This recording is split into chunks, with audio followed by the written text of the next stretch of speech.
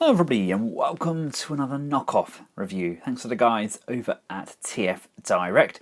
Today I'm taking a look at Yes Model YM-02. This is their joint venture with BB7.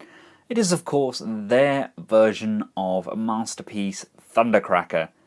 Like we got with the YM-01, we just get a nice plain brown box. Releasing him from his cardboard, Thundercracker comes encased in a plastic clamshell with a set of instructions and some stickers which are included. Now these are they tamper? I'm not sure. You apply them on the top, you give them a little rub, and then you peel back the top layer. They're pretty good.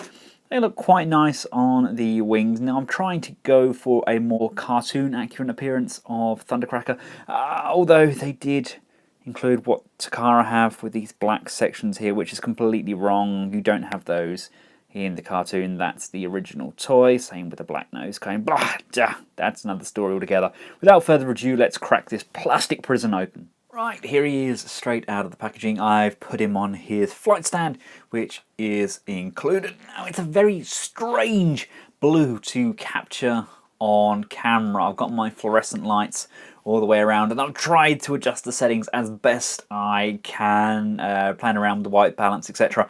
But I may have to do that in post-editing. I just can't quite capture the actual true colour. It's very difficult to get on camera, which is very strange. Now, much like his Takara counterpart, he does in fact come with a nice translucent, that's a translucent version of the Doctor. And then there's a translucent pilot. We get two of those. I don't think both can fit in the cockpit, but we get two nonetheless. We get two of these missile pods, which can store on the underside there with the null rays. And we also get a version of Megatron, which can be reduced by removing said sections. Just pop those off. But of course, we will need these on if you're going to be random and decide to attach Megatron to the underside of your Thundercracker. He comes with this section here which clips over the shaft of Megatron's pistol, and then that just pegs in to the underside of the cockpit. Now, I already own the Hasbro version of Thundercracker, and I must say this is extremely refreshing. This paint scheme is fantastic in comparison. I believe the Hasbro probably went for a more toy-esque look at Thundercracker, whereas this is definitely heading towards more animation accurate. Obviously the nose cone should be blue, and these black sections on the back here should be blue as well to make it just a little bit more animation accurate. And we don't need these sections on the tail fins, they're just pure black. But other than that, sterling effort. We'll just show you the underside of him. I've got the missile pods now attached. You just move the null ray sections there. Thundercracker have null rays? His weren't called null rays, were they? Anyway, you've moved them forwards and you've got the missile pods on the side. I don't like the missile pods. I like having the gun rays, thunder rays. They go back. They go back here. They're meant to be here. I don't like these. And straight off the bat, there is a little bit of stress on that port where these plug into. I just wiggled it out, and you can see the white on the plastic there, and then that's a sign that the plastic has been stretched. Now, besides stretching Thundercracker's holes, I think they've done a very nice job with this. It feels nigh on perfect in my opinion. It is pretty much identical to the Takara release. I don't own the Takara release, but I have played around with it, and this it just feels exactly the same. If anything, my cockpit is a little bit loose. If you tap that, it doesn't quite stay as it should, but the paint is incredibly smooth. I believe they've painted the cockpit as well. Yeah, exactly the same as Takara. Why didn't they do the nose cone? Is there an aftermarket nose cone I can buy which is the same blue? It's just really good. You see the stickers there? Those you can just about make out. I don't think I've done them very well. I need to get people to do my stickers for me. I'm like I need a special sticker rod or something. I'm not very good at applying them. Nice thrusters on the rear there. We do still get the wheels that can come down and protrude from the cockpit section there. Very clean and very tidy. It's difficult to see in jet mode the sprue marks on this, but in my opinion there's actually a lot less on these than we get with the official mould. But hey, we'll check that out once he's transformed up into his robot mode. It's when we have BB7 Thundercracker and a Hasbro Thundercracker together. That's when you can see that huge difference in shading, and the BB7 aka Takara absolutely nailed that colour scheme. It is pretty much spot on, and I think Hasbro's got a little bit carried away with the paint applications. They've definitely gone for the more toy-esque look to it, but in doing so, why did they leave out these black sections here, and then why did they put them on? I don't know. There is some sort of logic to it. Now, there is some other differences. Bearing in mind this is pretty much identical to the Takara.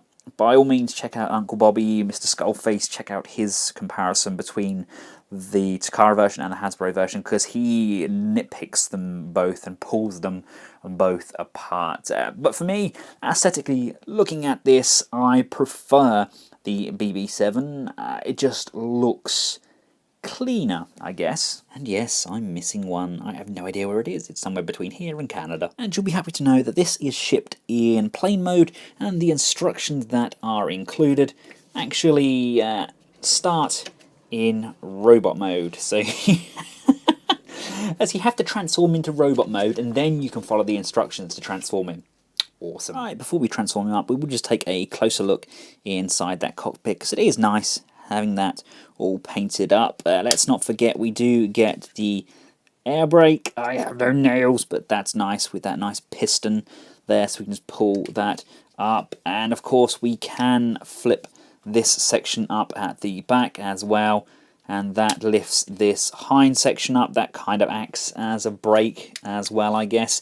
The thrusters at the back can move independently. These sections here can move up and down. These are in a fixed position, and we do have flaps on the wings that can flap up and down. I'm assuming that's something to correct height, speed, downforce, I don't know.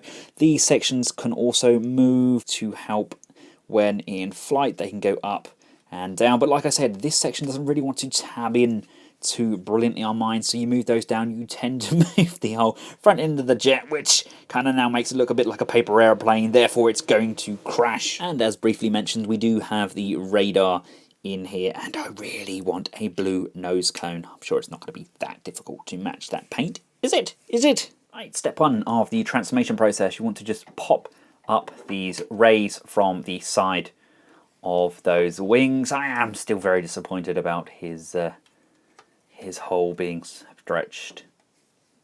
Not happy at all. You then want to slide these sections back. The legs just kind of come and slide out there. You can then separate them if you see fit. These wing sections here are on a slider. You can pop those up like so. This section that we wiggled earlier on, bring that up, pop that up. That now allows us to bring this section down, and that's going to form part of the foot. We can close this section back off, bring this section down, and rotate it around in the foot base, and that's going to form the front of the foot. Do that with both legs. Collapse these side wing sections up, come to the tips of the main wings. The easiest way to get those to move is just to come around and grab this thick section here, pull that and give that a wiggle. That then untabs it from here and from the front of the nose cone. Come to these wing flaps, and you're going to fold them over, and as you can see there's no unsightly Hasbro stamps on these at all. You just flip those over, come to the base of his butt section here, that's just going to come untabbed. This is going to come up and we're going to flip that up and over. But as we bring that up, there's this small tab section here that everybody forgets about. Bring that up, and as you bring this over, that peg can now secure into the hole on the back here, and you can push that firmly into place. And when I say firmly, it's a tight fit, but they really do fit on incredibly firmly. Spin this section around like so. This section here with the hand, that's going to come out and twist. And this whole blue section here, that's going to twist out as well. And as we twist that out, you want to twist the forearm section around. So these null ray sections end up being on the outside of the arm when this section is square. You can then bring the fist section back down, having this central torso section. They're on a rocking hinge. You want to just rock that down and all the way to the center of the torso, bringing it in around the hips and then straightening it up. Do that with both sides. Lift this rear section up and out of the way. Come to the nose cone section, bring that down. Lift the glass section up, and you want to rotate this inside and bring that back down. This section is now going to go through this gap we've just created and bring that through. And as we bring that through, you're going to have to push Thundercracker's head up and through that gap. Don't worry, his ears do compress in and out, which allows us to bring this section all the way through. This section on the back just tabs in on the nose cone. Bring the arms up and forwards, and that now allows us to bring this shoulder section down. That sits either side of the torso, and then this whole back section here is on a slider. That's just going to slide down, and as this collapses, make sure the nose cone section is pushed in, because there's a tab just here, and that's going to plug into the back section here. Give that a push, and just firmly secure that into place, and then just push and collapse this back section. And here he is transformed up in all of his glory, and I mean glory. He looks stunning. It's not until you get them kind of side by side that you realise just how good he looks. I love it. The colour scheme is gorgeous. It's fantastically done, and this is a complete steal for the cost. I mean, it's ridiculously cheap. Now we do have sprue marks on the side here, and we have the odd bit here on the wing, on the legs, little tiny ones there, but that is exactly the same as Takara. The paint applications are quite tidy. I know Bobby especially had a lot of slop on the top of his Takara version. Mine's pretty neat. That's quite nice on here. This is pretty tidy where they've painted over the translucent plastic. Overall, I'm very happy. Got some sprue marks on here. Now, why didn't they go for the silver? Why have they given us blue on the hips there? I can't recall in the cartoon whether these are blue or silver. I'll have to go back and have a look. But the paint applications where they've applied the silver, yeah, has been done to a very high standard. Let's just lift up his nipple rockets.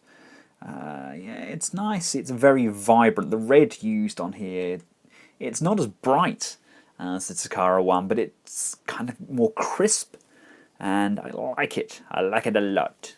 He's got nice shiny silver toes there.